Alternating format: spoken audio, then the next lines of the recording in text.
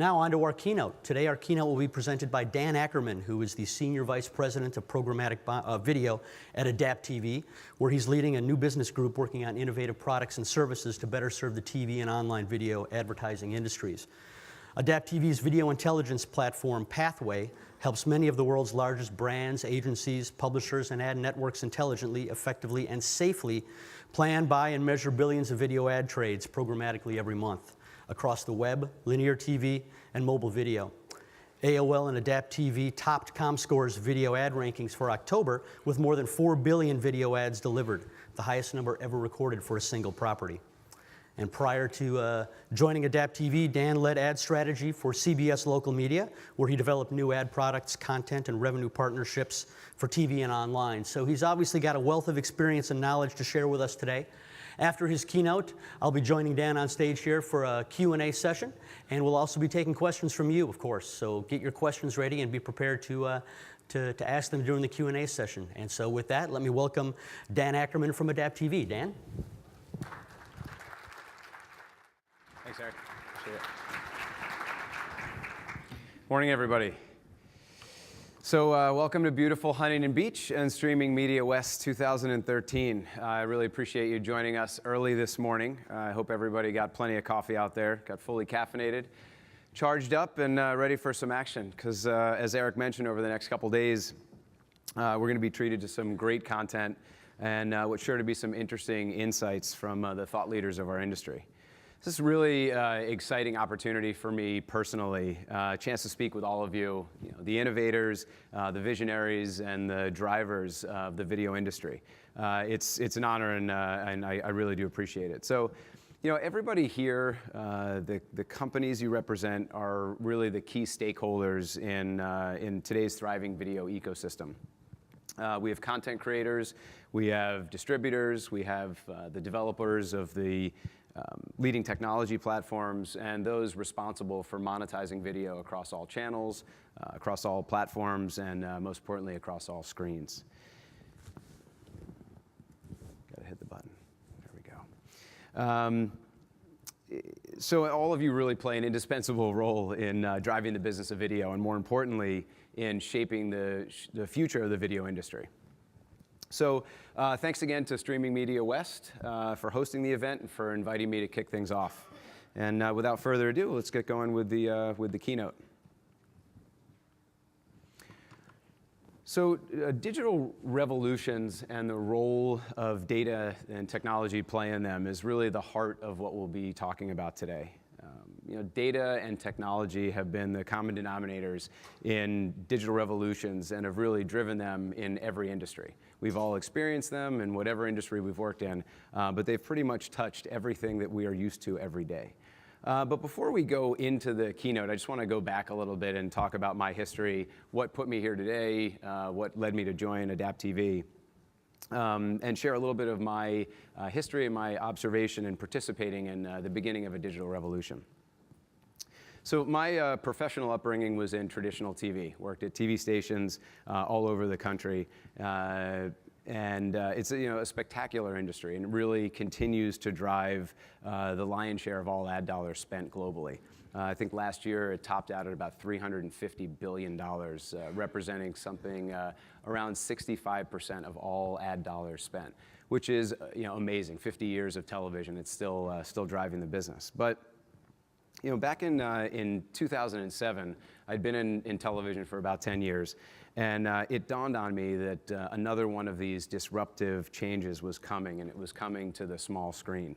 And I was working at a TV station in San Francisco, so it was interesting being surrounded by all of the innovators, the people that were developing all the new technology platforms, all of the new ad technology, things like Facebook, things like Twitter, were starting to emerge all around me. And here I was working at a local TV station. Again, a great business, but seeing all this innovation happening around me, it really led me to start thinking about what I was doing and what the future of that industry was looking like. And these emerging technologies and platforms, while they weren't really driving an enormous amount of revenue, it's not like television was shifting all the money there, but what they were doing was grabbing headlines in the trade press, they were grabbing headlines in general media, And for me, growing up in ad sales there, most importantly, they were grabbing the attention of Madison Avenue.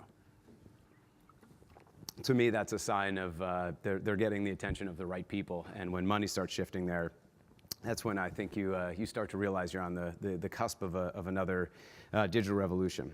So at this time, it was really driven by online video and social media. Those were the big drivers. And you could really feel from the leading advertising agencies and advertisers that the mind share was starting to shift. Again, not the dollars just yet, but the mind share. The conversation, the dialogue about what was going on in the video industry and the media industry was really shifting to these new platforms.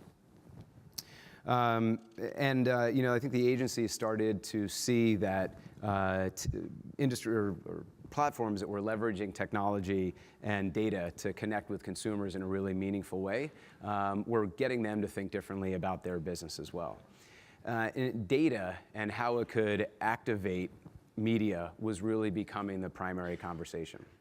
So don't get me wrong. I mean, again, the money was not shifting. People weren't holistically taking money out of television and shifting it to these new platforms. But you could feel the tide was definitely changing. And media driven by data and technology was the new conversation. Now, come 2008, and we hit the Great Recession. It hit advertising in a huge way, television especially. But during this time, these data-driven technologies that were really focused on ROI and attribution, they did not suffer. They actually grew during this time. So to me, my point of view completely changed, and there were three things that were really evident to me. One of them was technology. Companies that were embracing technology, that were adopting it, and the rapid development of new platforms and new ways for consumers to consume media was driving business. Screens. People really started to shift screens. Now, we all hear about fragmentation and living in a fragmented world, but that's when it really started to happen. First round of smartphones started to come out. DVRs were showing up in every household. Online video was exploding. And then the third thing was data. It was really that glue that brought all these things together. It was a way to understand what kind of technology to build, how to connect with consumers, and understand where to put that media, and more importantly, how to monetize it. So, none of these are really revolutionary ideas or concepts. I'm sure, this has been part of your business. You've been thinking about it for years. But at least for me, and I think the television industry in general, this wasn't part of the dialogue. We weren't sitting in strategy sessions talking about how we could adopt new technology. I mean, yes, there was the shift from SD to HD, and that was a big deal. But that was a big investment. It changed the way consumers viewed media, but it didn't really change the fundamental business. New advertisers weren't coming to the medium because it was in HD now. So it was an investment in technology, but the discussion about how do we change the way we do business and start to future-proof our business to connect with consumers, it just wasn't happening. And I think through the 2000s and even in up until now, it's now becoming a big part of the dialogue. So I think there began the early stages of a digital revolution where technology and data were, again, common denominators, as they have been in all digital revolutions. So, a digial revolution have visited many, many industries. We've all seen it over the course of history. And those that embraced it thrived. Those that didn't, it made a profound change in the way that they did business. So we only need a couple of examples of how we've all been impacted by these digital revolutions. First was photography. How many people in the room still use film? Anybody? One. Okay, that's awesome, you're a purist. But it really changed the industry. Everything is digital now. Now even more cameras are becoming an afterthought with 41 megapixel cameras inside of smartphones. So next was shopping. Digital revolution definitely hit shopping, put the pressure on everything brick and mortar, and really changed the way that we shop.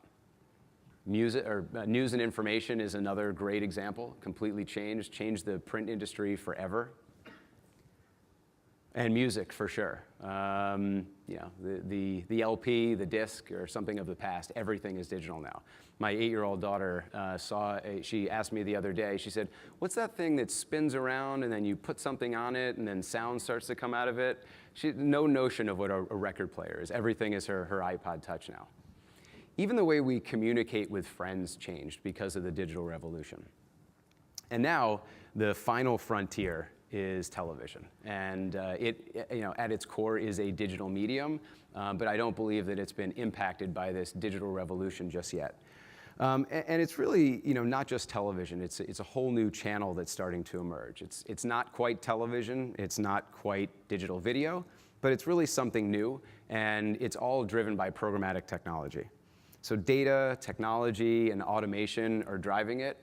And it's this new channel that cares a lot less about the screen, a lot less about the content, but it's really about the audience and understanding how to engage the audience, not only from the content, but the device that they're on, and of course, monetizing through advertising.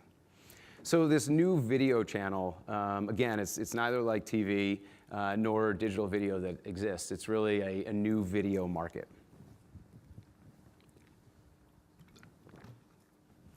And it's going to be driven by technology that delivers performance, delivers efficiency, and really through a deep, measurable audience data and dynamic decisioning power. And this technology that's driving it all is programmatic technology. And whether you understand what programmatic is or not, you've already embraced it. And I'll show you a few examples of how you're doing that already, with maybe not even knowing it. So how many people in the room have heard the term programmatic? Decent amount. Next question is, how many people in the room have a good understanding of what programmatic actually means? Much less, yes. It's a term that is overused and often misunderstood. So to me, it's a pretty simple definition. Programmatic is using technology, data, and automation to make smarter buying decisions. So let's take it a couple of industries that have been impacted by automation and by programmatic. So the first is Amazon. Can anyone in the room imagine Amazon not existing or some other buying mechanism online? I know I definitely can't. I mean, can you imagine buying a digital camera without having comparisons, price comparisons, performance comparisons, all at your fingertips, anywhere you want on any device at any time? I know I can't. The other is travel, another one that was completely changed. And something that's often misunderstood about programmatic, I think sometimes people look at programmatic technologies as something that commoditizes an industry or drives prices down. Last time I checked, yes, you can get things more affordably on Amazon, but it didn't put anybody out of business or didn't force anybody to charge cheaper prices than they wanted to, unless you're brick and mortar. And travel. People are traveling more than ever, and I don't know what it cost you guys to get down here, but flights are no cheaper than they've ever been. But there's great technology to help connect you to hotels, to flights, and make it easy to discover where you want to go. And a new one that's emerged is Roku. Everybody familiar with the Roku box? Yes. 1,200 channels. I have a tough enough time trying to figure out what to watch when I sit down with my 200 channels. But another great example of where technology and data need to be employed to have a good consumer experience and hopefully a good advertising experience there. So before you guys all go and start looking at your laptops or your tablets or your smartphones and start knocking out your holiday shopping or planning your travel to get away from the in-laws during Thanksgiving or Christmas, I have about 20, 25 more minutes to get through the keynote, so try to stick with me for a little while. So while we talk about some success stories and the birth of automation and companies that have adopted programmatic, you got to look at the other side of the coin. Programmatic buying and selling has become the primary way in which we buy and sell products every day, products and services. And as history has shown us, there have been companies that have fought change, who didn't adopt technology, who didn't adopt the programmatic process. And we only have to look back a few years, take a look at some hero brands that meant a lot to us in our daily lives: Barnes & Noble, Tower, Kodak, Blockbuster, that just simply don't exist anymore. So if history has taught us anything, it is we need to adapt or die. So as I mentioned before, I believe this next digital revolution is coming to television. We've experienced a little bit of it, and as I said, back in the mid-2000s, we really started to see the beginnings of it, but it is starting to accelerate and is going to impact everybody in the ecosystem, whether it's the technology that runs cable networks or broadcast networks, or the technology that gets data or information to all of these devices, or the way that advertising agencies and advertisers look for audiences, understand them, and buy them across all these devices. It is definitely coming. So, let's look at some of the trends that are driving this that really speak to this revolution that's happening. First, online video. The explosion of video consumption in online, up 32% from last year. Huge growth, continues to be large, double-digit growth, not just in consumption, but also in the money that's flowing to support it. I think recently was the first time that digital exceeded all traditional media for the total hours spent on a daily basis. The other thing is mobile. Mobile video viewing is growing again at double digits, up 26%. Totally different market. Got to be prepared for delivering that content to that device. And something that's been developing over the past 10 years is time-shifted viewing continues to grow, up 14% from last year. I think over 50% of households now have some sort of DVR. And with Comcast's X1 platform, all the new devices that the cable MSOs are deploying out there, that's going to continue to change. And the bottom line is that consumers have the ability to watch and consume video when they want, where they want, and how they want. And there's going to continue to be this infinite proliferation of devices. So, now I think everybody in the room is using one of those devices to either write about what's happening here today, look at the next panel that's coming up later, what you're interested in doing, but it touches everybody. Maybe last night, as you're getting ready for the first big day of streaming media, you're watching Netflix or HBO Go on your iPad. But audiences will continue to fragment. More devices will continue to be deployed, and audiences will become harder and harder to find, and more fragmented. But I think despite audiences being harder to find and going across more devices, the best thing that's happening is more video is being consumed than ever before. So the more devices, the more opportunity, the more video. It's not like people are changing and moving away from it. So it may not be the original screen that everybody built their infrastructure up to support, but people are watching more than they ever had before. As I mentioned before, global video ad spend last year topped $355 billion. That's television and online video connected. So it's close to 65 cents of every dollar spent in the globe. It's amazing. It's mind-blowing. And it really shows that sight, sound, and motion of video is going to continue to drive what brands do. So, I think right now you're probably asking yourself, so what does this all mean to me?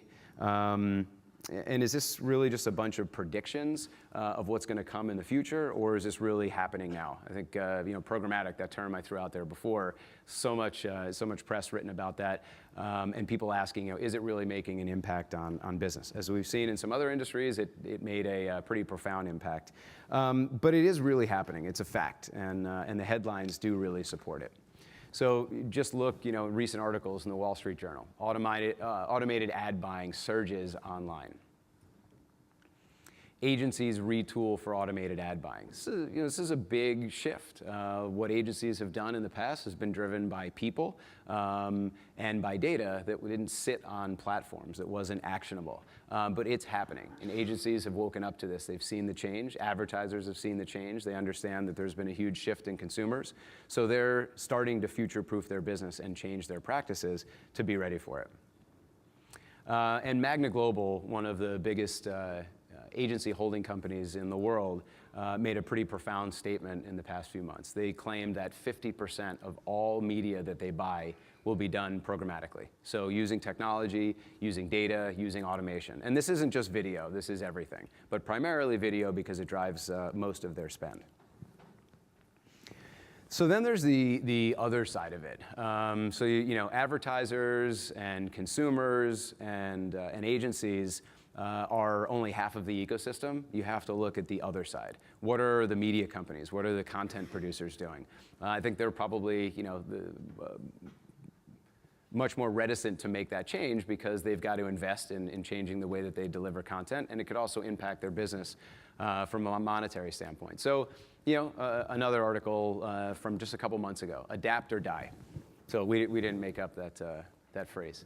Holdout publishers, and this is in online video. Some of the biggest brands, that we use every day: Wall Street Journal, ESPN.com. Some of these big iconic brands that cover really all mediums are starting to embrace and understand that they've got to adopt technology. They've got to understand their data and understand how people interact with their data, and also start to introduce automation into their businesses to be able to compete in the future.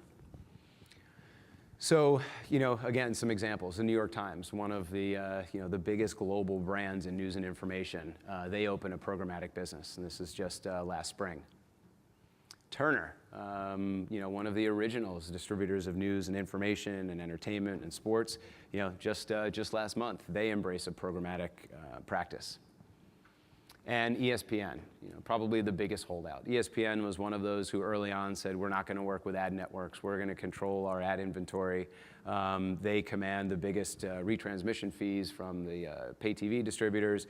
They really drive a lot of the industry, but they're starting to embrace it. And they joined that Magna Global consortium because they understand that's where the business is going.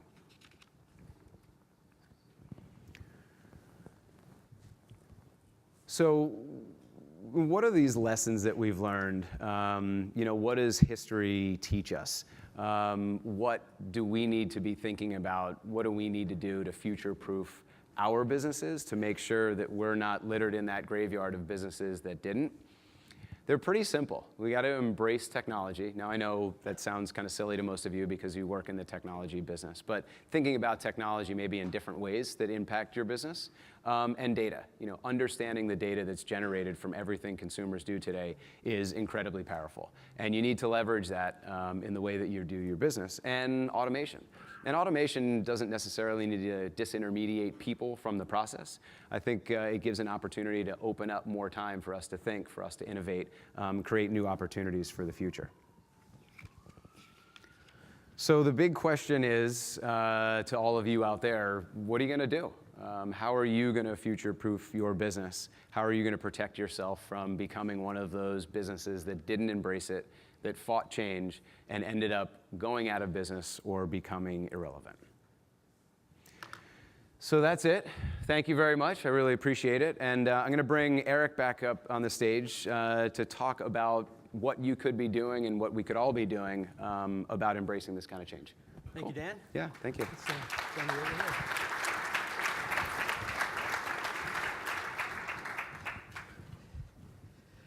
I think one of the big questions that people have, and obviously you talked a lot about there being a digital revolution, and with any sort of sea change like that, there comes a fair amount of hype. Yeah. Is digital going to kill TV? No. I think there's lots of examples out there where they work very well together. I mean, it's undoubtedly the platforms will change, and even what we consider TV is changing. Once we move to everything being IP delivered, the notion of what television is may change, and that may kill the traditional feeling of sitting back in your 80-inch TV and watching broadcast channels. But no, I think they work very well together, and it enhances it and helps build the business. One of the things that you said, and it gets said in almost every session at events like this, is that people now can watch what they want, when they want, where they want, and how they want. And part of how they want is sometimes without ads. Yes. How does, and I'm kind of throwing you a curve from what we talked about before, Yeah. but how can something like programmatic buying help reach people who typically, these cord nevers who are growing up and are used to Netflix and watching content without ads? It's a great question. So, when you're watching video and someone interrupts that experience with an ad, they're asking a lot of you. They're asking, I got to borrow 30, 60, or 90 seconds of your time. It's critical that it's relevant. So I think that data and automation and these programmatic platforms can better connect the advertiser with the right consumer, so it's a relevant message. If I'm watching a show and a product that's targeted at a woman 35 to 64 comes on, I'm pretty disengaged. I tune out very quickly. But if it's something that, based on the data and me and my consumption patterns that are really relevant to me, I think you can earn that time with people where they're okay with having some advertising. And ultimately it does pay for all this great content. So it's difficult, and that's why I think we have to embrace this change to be relevant. Right, well, can you talk a little bit about how publishers can begin to embrace programmatic and think about it within their overall video strategy? What do publishers need to be doing now? Yeah, like we talked about, is looking at technology, and I think most importantly, understanding their data. I think a lot of people, publishers, broadcasters, in understanding their audience, just beyond what's an impression or beyond age and gender, is really critical. So this investment in data, you can make yourself more valuable to advertisers. So understanding your audiences, and that's with different data sources. But it's really, I think, the technology platforms, and they're emerging every day, help you understand your audience and better connect you with the right advertiser. I think those are important things you can do today, and there's companies like Adapt TV and lots of other ones out there that can help with those tools. And it's not buying big machines anymore or huge investments in enterprise software. I mean, these are all web-based platforms that are easy to implement. So I think the pain is not huge to be able to really start doing what you need to do to future-proof the business. So today, is it possible then for publishers to truly buy across multiple screens using programmatic? Is it a fairly seamless experience? Is it still kind of a... No, it is. The technology is there to support it. I think the things that are developing are ways to understand measuring it.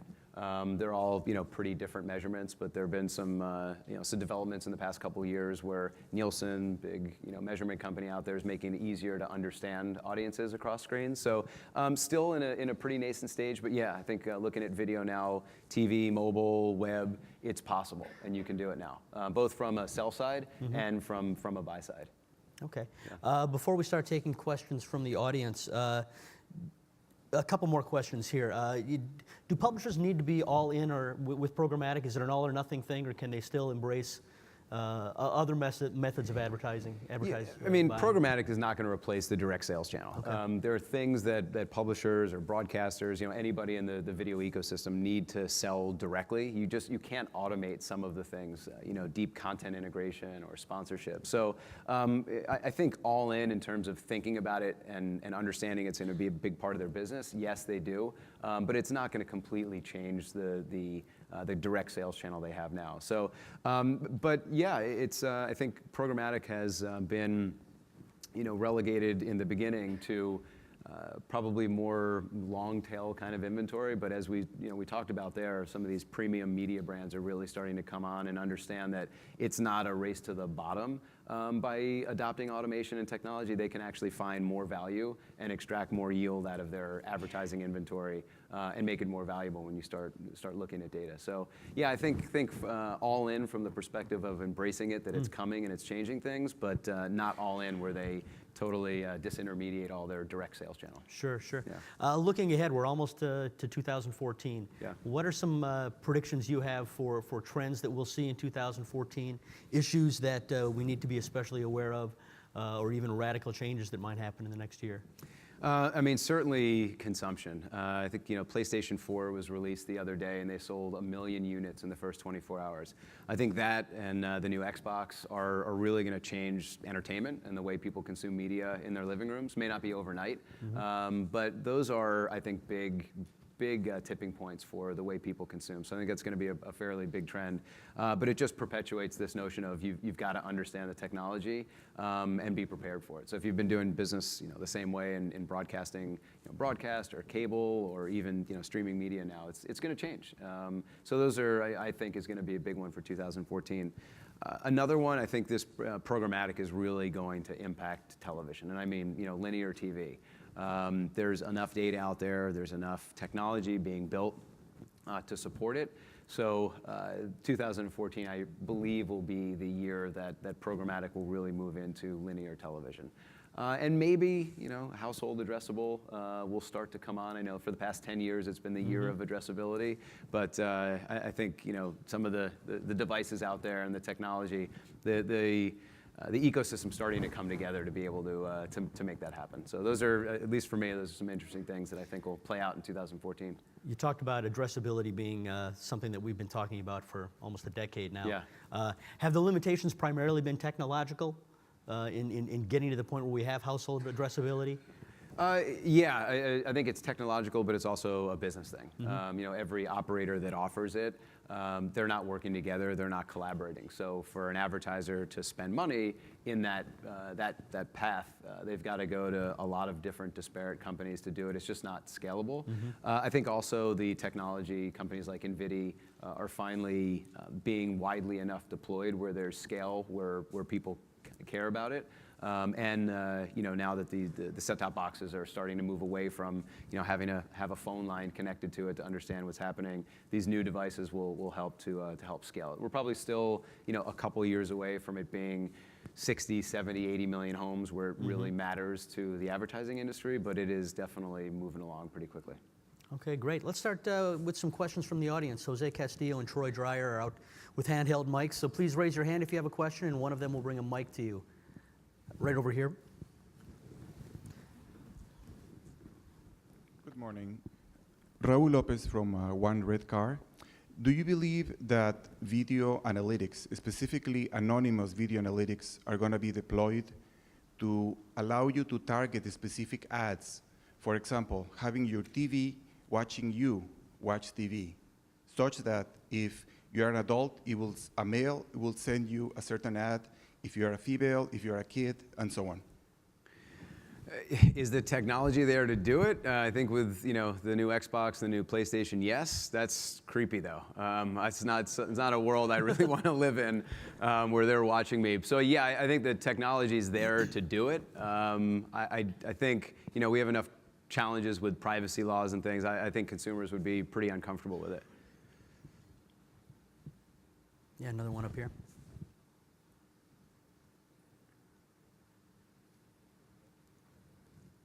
Hi, Tom McDonough with Intel. Do you see, following on to that question, do you see an opt-in future where I can say this is who I am, you don't have to search, don't guess who I am, so target the advertising directly to me? Yeah, I mean, Nielsen has worked that way for years with their panel-based methodology saying exactly who you are. But yes, I think that as Eric asked before, is this world of ads going to be acceptable to this new generation that is growing up, watching content anywhere they want without ads? I think, an approach like that is certainly possible from the technological standpoint, and for consumers, if it's content they really want and the cost of admission is to watch some really relevant ads, yeah, I think that's absolutely a viable solution. Yep, over here. Raul Burial, Oregon State University. We've heard for years that online ad buys are a fraction of what's being spent in traditional media like television and radio. Facebook's financials aren't all that stellar. Twitter had their IPO and they're in the red, and now we hear that Facebook offered billions of dollars to buy Snapchat with no real revenue stream. Are we going to see at any point actual revenue for online content? Yeah, there's an enormous amount of revenue. The company I work for got acquired for a fairly large sum because of the kind of revenue we were generating and where they saw video going. Yes, it's still a fraction. As I mentioned before, 350 billion in television and 5 billion in online video. The growth rates are huge, though, and we talked about different devices and the way people consume media. So yes, it will continue to grow. Will it eclipse television? I don't think in my professional lifetime, but definitely there is money behind it. And I agree with you. There's some platforms like some of these social media platforms that it's mind-boggling to think someone would pay $1 billion with no revenue behind it. But I think it's really it's control of the consumer and their data. So every company that Facebook buys that has consumers all in, it's more data that they can use to drive an advertising business or to drive products that they develop. I mean, Google's a perfect example of it. They've spent billions on companies to understand consumers and data, and they've built a massive business off of that.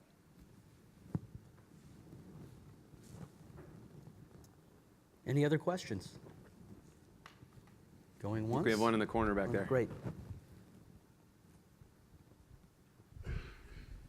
Hello, I'm Rachel Parker with a company called Liquid Stream. And excuse me while I kind of stumble through my question, because it's going to take me a second to kind of clarify what I'm really trying to ask. As we see the advertising marketplace shifting more towards online, and I agree that it's going to be this gradual, long-term, maybe multi-generational process, when do we think advertisers are going to start embracing maybe something a little bit more creative than the 30-second spot? And that's been around for a long, long time. It kind of speaks to the invasiveness of the viewing experience that you were talking about. And if I'm trying to sell ad inventory, how can I engage with advertisers to say to them, you know, what else can we do to engage customers besides just throwing, you know, a very flat message at them? Yeah, it's a great question. I was on a panel last week with a bunch of folks from agencies, media buying agencies, and they were talking about this challenge in particular because in online video, most of the content that's used is repurposed TV ads. So that's coming from a creative shop. Then it's going to a media buying firm, which is judged on performance and engagement. They don't really have control over that creative message. So advertisers are starting to turn to them to say, you know, how can I perform better without going back and spending hundreds of thousands of dollars or millions of dollars creating multiple versions of my video ad? Because that just doesn't work. You can't do that, especially if you want to personalize the experience. So I think it's, you know, a lot of these engagement tools that are out there, and at Adapt TV, we have an app center where we employ a lot of these.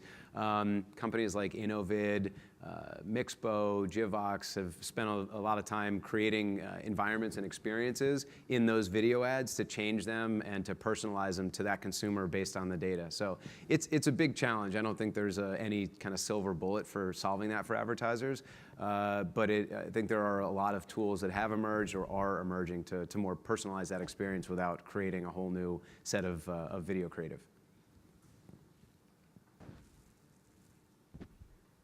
Great. Yep, one over here.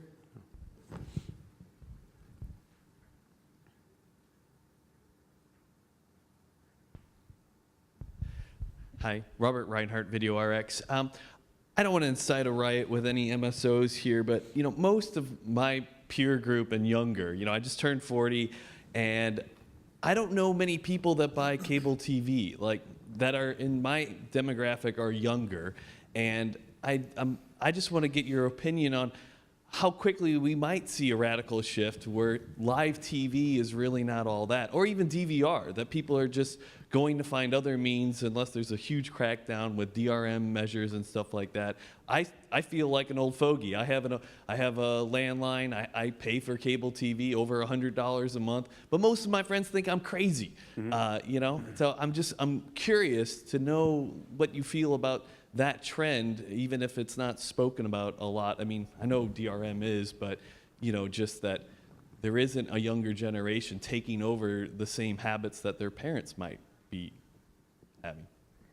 Yeah, it's a good point. You know, I think every year there's more of these proverbial cord cutters. You know, I think pay TV subscription has been going down pretty steadily for a few years, and that's why this big investment in new technology. You know, these new set-top boxes that do a lot more, that have a better experience, better discovery experience, and also, you know, I think some companies are starting to embrace the change. Time Warner creating an app for Apple TV, so you can get rid of your set-top box and start to use that subscription to access content all over the place. I don't know if there's going to be this you know, notion of a la carte, but there's lots of companies that are out there trying to challenge the existing system. You know, I'm that guy that pays for the high-speed internet, pays for the cable subscription because I watch a lot of TV and I like the content. But you're right, you know, this next generation is going to expect more from it. So I think it comes down to the content creators. You know, they have to start thinking about how do I wean myself off, you know, $6 per subscriber, you know, billions of dollars in predictable revenue, and continue to serve consumers in a way that they want to be served. So I don't have the answer. I agree with you. It's rapidly changing, and there has to be a shift. It's not, you know, 10 years from now. It's in the next couple of years where that change is going to happen. So hopefully they develop, you know, technology that makes them more relevant and offer more services that make you want to keep spending that money to access the content that you want.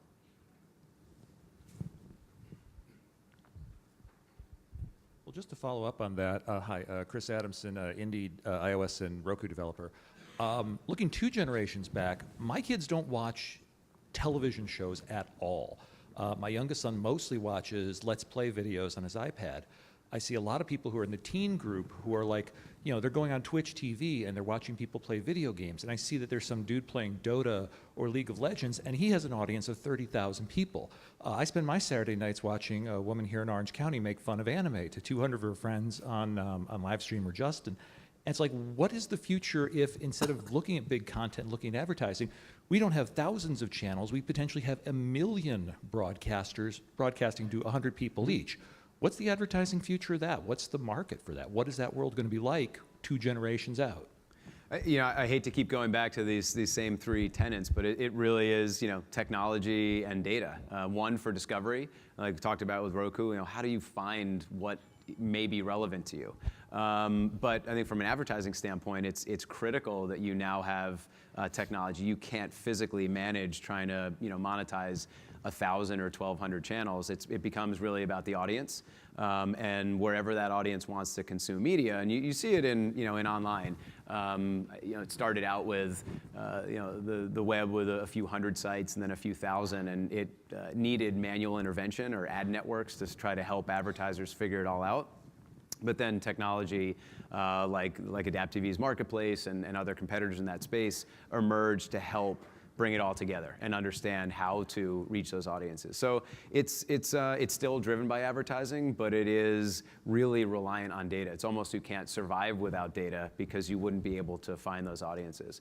And you can do it today, especially any IP connected device.